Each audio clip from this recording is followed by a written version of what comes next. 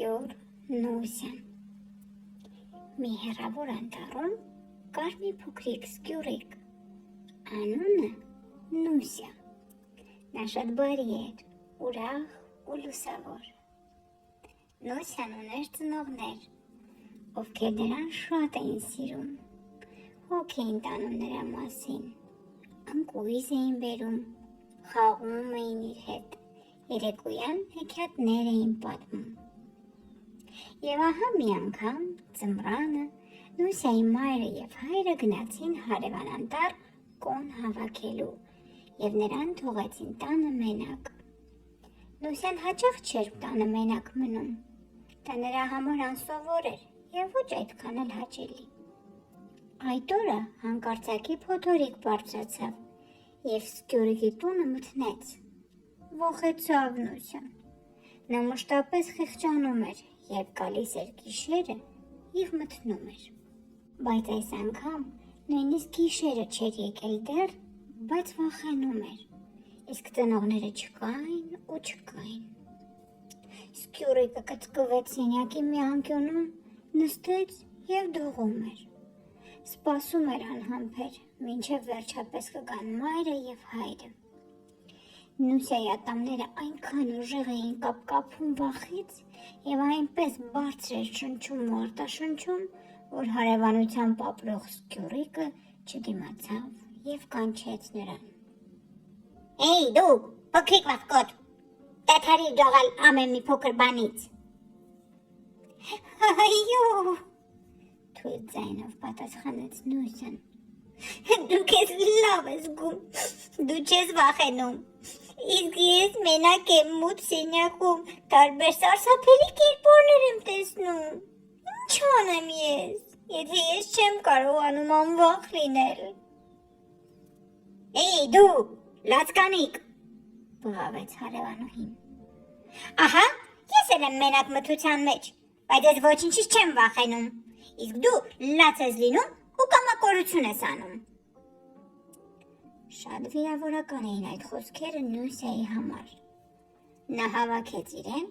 և պատասխանեց. Ճիշտ չէ, այո, ես վախենում եմ մթությունից, բայց ես լացկան չեմ և ոչ էլ կամակոր, և ընդհանրապես, ես նույնիսկ շատ էլ լավ սկյուրիկ եմ, օգնում եմ իմ մայրիկին, լսում եմ նրան, բայց չգիտես ինչու մթության մեջ ես սարսափում եմ։ Կտոր ինչից վախենաս, ինչպես չես ամաչում, չէ որ ծնողները թողել են քեզ հենց մենակ, ինչպես մեծի, իսկ դու։ Լսեց դա Նուսյան և ավելի ու ավելի հասկացավ, որ նա իսկապես այդքան էլ փոքր չէ, քանի որ իրեն էլ, ինչպես հարևանուհուն, տանը մենակ են թողել։ Իսկ նա դողում է, ինչպես աշնան վերջին տերևը, հայտնվելով մթության մեջ։ Բայց ախր ինչպես չվախենալ դրանից։ Համբերեց, մտածեց, թե ինչպես կարող է հաղթել իր վախը։ Վերջապես ուժերը հավաքեց, խորը շունչ քաշեց, կանգնեց սենյակի կենտրոնում, պարզեց ձեռքերը և բղավեց.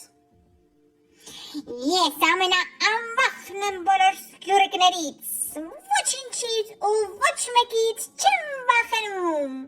հեռացեք վախենալու տեսիլքներ, ես ձեզ ցույց կտամ հիմա, յա։ Նայեց նա շուրջը մթության մեջ ու զգաց,